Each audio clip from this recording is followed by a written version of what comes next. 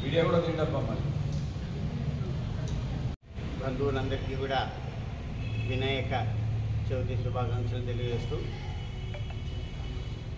మనం గత కొద్ది సంవత్సరాల నుండి జరుగుతున్నటువంటి ఒక విశేషమైనటువంటి ఒక కార్యక్రమంలో భాగంగా నేడు వచ్చే 27వ తారీఖు నుండి 6వ తారీఖు వరకు కూడా జరిగేటటువంటి ఉత్సవ కార్యక్రమాలు ప్రతి ఒక్కరు కూడా హిందూ ఉత్సవ సమితి ఇచ్చినటువంటి ఒక సూచనల ప్రకారంగా మీరందరూ కూడా నడుచుకోవడానికి ప్రయత్నం చేస్తారని ప్రార్థిస్తున్నాం. ప్రతి ఒక్కరు కూడా సమయాన్ని పాటిస్తూ, అందులో మనం అందరం కూడా ప్రతి సంవత్సరం గంగిలోకి వచ్చేది. గత సంవత్సరం నుండి, గత 2 సంవత్సరాల నుండి కూడా ఆ కార్యక్రమం ఆగిపోయింది. అది పూర్వవైభవం రావడానికి కూడా శాయశక్తులు ఇక్కడ ఉన్నటువంటి ప్రతి ఒక్కరు కూడా ప్రయత్నం చేస్తూనే ఉన్నారు. మీరు సహకరించకపోతే ఈ కార్యక్రమం కొద్దిగా అస్తవ్యస్తమయ్యేటువంటి అవకాశం ఉంటుంది. మంటపాల్లో ఉన్నటువంటి ఒక ప్రతి ఒక్కరు కూడా మీ కార్యక్రమంలో ఉన్నటువంటి ఒక మిత్రులు ఉంటారు కదా, ప్రతి ఒక్కరు కూడా 5 మంది చొప్పున మీరందరూ కూడా మీరు వచ్చి ఈ కార్యక్రమంలో కూడా భాగం వహించాలని కూడా కోరుతున్నాం. తక్కిన విషయాలను కూడా చాలామంది ఉన్నారు ఇక్కడ మాట్లాడేటటువంటి వాళ్ళు మాట్లాడి ఇంకా చిక్కనైనటువంటి ఒక విషయాలన్నీ కూడా మీరు తెలియజేస్తారని కూడా ప్రార్థిస్తాం. అడ్వాన్స్గా వినాయక చవితి శుభాకాంక్షలు తెలియజేస్తూ, మన యొక్క వినాయక చవితి సందర్భంగా మన యొక్క వికారాబాద్ పట్టణంలో ఎవరైతే విగ్రహ ప్రతిష్టాపన చేస్తారో ఆ మండప నిర్వాహకులకందరికీ కూడా సూచన, ఈ యొక్క హిందూ ఉత్సవ సమితి గత అనేక సంవత్సరాలుగా అనేక రకాలుగా ప్రయత్నం చేస్తున్నప్పటికీ కూడా గత 3-4 సంవత్సరాలుగా చాలా ఇబ్బందికరమైనటువంటి పరిస్థితి చూస్తూ ఉన్నాం. ఎందుకంటే చుట్టూరు ఉన్నటువంటి గ్రామీణ ప్రాంతం నుంచి వచ్చేటువంటి ప్రజలు ఈ యొక్క వేడుకలను లేకపోతే ఈ యొక్క వినాయకుల ఊరేగింపును చూడాలని గతంలో వేలాదిగా వచ్చేవాళ్ళు. మరి వాళ్ళు వచ్చిన సందర్భంగా ఒక వినాయకుడు కూడా సాయంత్రంలోపు మన యొక్క వీధుల్లోకి రాకపోవడం వల్ల ఈ వినాయక మండపాల్లో ఎక్కడికక్కడనే డీజేలు పెట్టుకొని అక్కడనే నృత్యాలు చేస్తూ అక్కడనే ఉండడం వల్ల ప్రజలంతా కూడా కొంత ఇబ్బందికి గురవుతూ ఉన్నారు. ఈ విషయాన్ని ప్రతి సంవత్సరము మనమందరం కూడా ఆలోచిస్తున్నప్పటికీ కూడా ఏ ఒక్కరు కూడా వినాయకుడిని తీసుకొని వీధుల్లోకి వచ్చేటువంటి ప్రయత్నం చేయడం లేదు. కాబట్టి ఇది చాలా బాధాకరం. ఎందుకంటే వైభవవేతంగా జరిగేటువంటి యొక్క ఈ పండుగ వికారాబాద్లో ఒకప్పుడు, మరి రాను రాను ఈ రకంగా కావడం అనేటువంటిది మనకందరికీ కూడా చాలా బాధాకరం.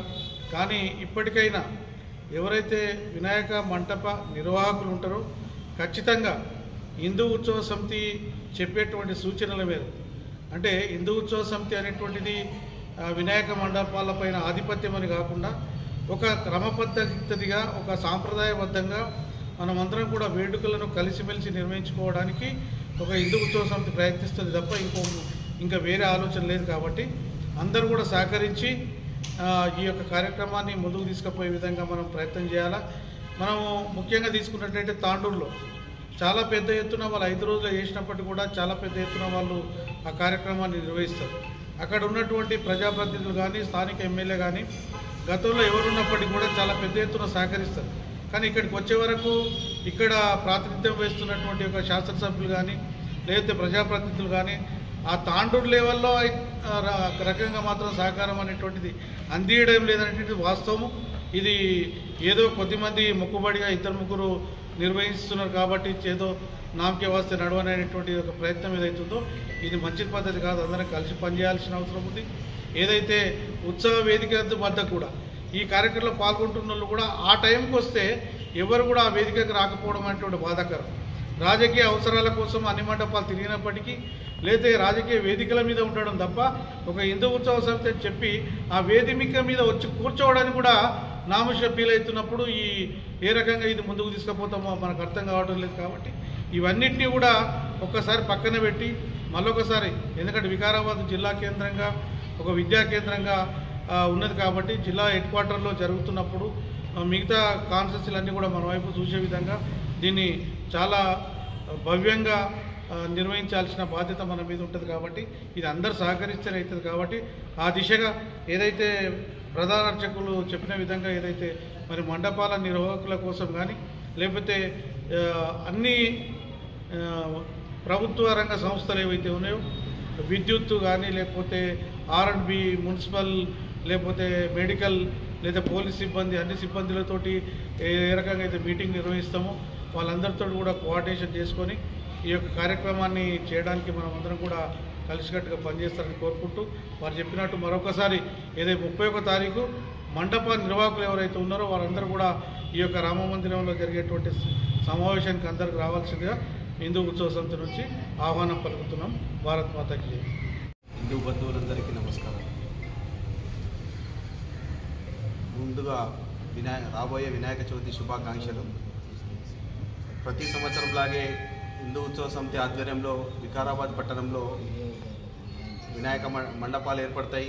వినాయక మండపాలు ఈ సంవత్సరం హిందూ ఉత్సవ సమితి ఏవైతే సూచనలు ఇస్తుందో ఆ సూచనల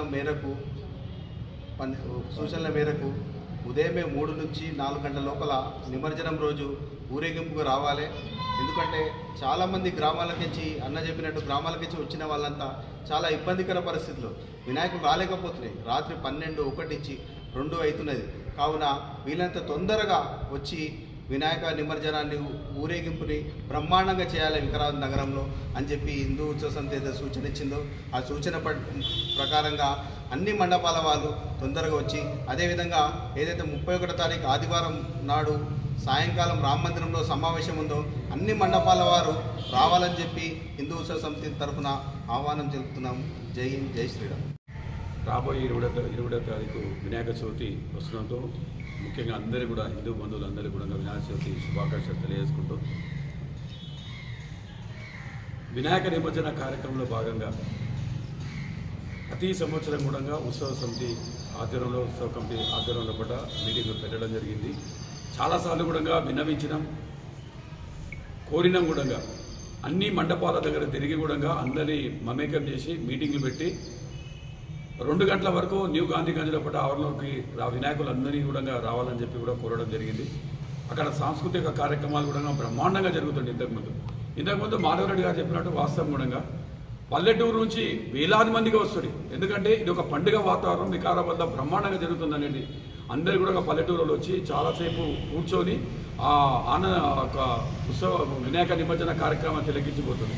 కానీ ఇప్పుడు ఆ పరిస్థితులు లేవు కాబట్టి ముఖ్యంగా వినాయక నిమజ్జన కార్యక్రమానికి ఈ నిర్వాహకులు ఒకటే విజ్ఞప్తి చేస్తున్నాం.